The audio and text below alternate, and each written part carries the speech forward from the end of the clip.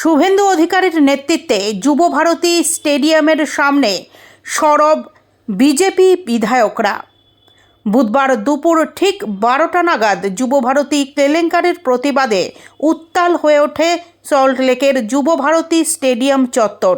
রাজ্যের মুখ্যমন্ত্রী মমতা বন্দ্যোপাধ্যায়ের পদত্যাগের দাবিতে সেখানে বিক্ষোভে সামিল হন বিজেপি বিধায়করা।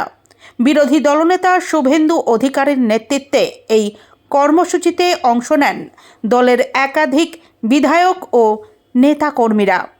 বিক্ষোভ চলাকালীন যুব ভারতী কেলেঙ্কারিতে রাজ্য সরকারের ভূমিকা নিয়ে তীব্র প্রশ্ন তোলেন শুভেন্দু অধিকারী। তার অভিযোগ, ঘটনার নেপথ্যে প্রশাসনিক ব্যর্থতা ও রাজনৈতিক দায় এড়ানোর চেষ্টা রয়েছে। এই কেলেঙ্কারির পূর্ণাঙ্গ তদন্ত ও দোষীদের শাস্তির দাবি জানান তিনি। তারা এখানে এসেছিলেন, মিনিট 15 ছিলেন, তারপর কমিশনারের অফিস এবং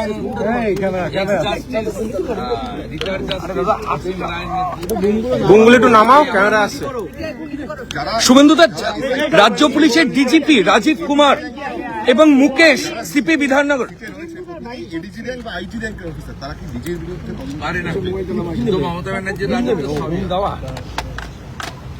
মমতা ব্যানার্জির রাজত্ব সবাই কেউ রিটায়ার করে না, দেখেন না, রিপাবলিক গুন্ডা একটু নামাও করে না, রিটায়ার করে না, কেউ রিটায়ার করে না। আরডি মিনাকে 12 বার এক্সটেনশন দেওয়া হয় দিল্লিতে রেসিডেন্ট কমিশনার, 12 বার, 12 টাইম এক্সটেনশন। এখানে দেহত্যাগ না করলে কেউ পদত্যাগ করে। 24 ঘন্টার মধ্যে ডিজিকে এবং সিপি কে শোকজের আমরা রিটায়ার্ড জাস্টিসের নেতৃত্বে মমতা ব্যানার্জির মন গড়া কমিটি মানি না, সেই কারণেই কোর্টে গেছি। আগামীকাল অ্যাক্টিং চিফ জাস্টিসের কাছে মামলা রয়েছে। আমরা চাই ইন্ডিপেন্ডেন্ট, রাজ্য সরকারের প্রভাব মুক্ত। মূল অভিযোগ রাজ্য সরকারের বিরুদ্ধে, রাজ্য সরকারের অনেকগুলো উইংস এর বিরুদ্ধে। Law and order, discipline, traffic ম্যানেজমেন্টের দায়িত্ব ছিল পুলিশের বিরুদ্ধে অভিযোগ। পুলিশ রাজ্য সরকারের বড় উইংস। স্পোর্টস ডিপার্টমেন্ট এটার অনুমোদন দিয়েছে, তারা এই স্টেডিয়াম ব্যবহার করতে দিয়েছে।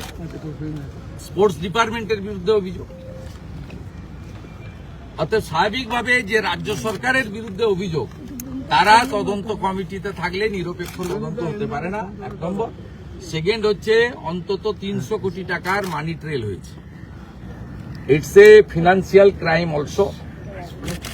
মানি লন্ডারিং অ্যাক্টে যারা দায়িত্ববান দেশের আইন অনুযায়ী ইনভেস্টিগেশন করা, তাদেরকে ইনভেস্টিগেशन করতে হবে।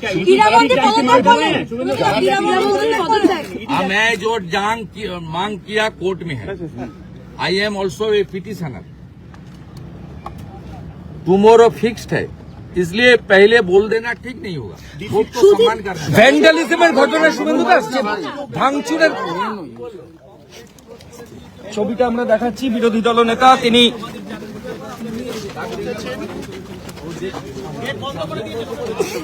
সামনে গেট বন্ধ, বিরোধী দলনেতা যাচ্ছেন। কি সুবিধা বাইরে করেছিল গভর্নরকে যদি করতে পারে, স্টেডিয়ামটা ভেঙেছে।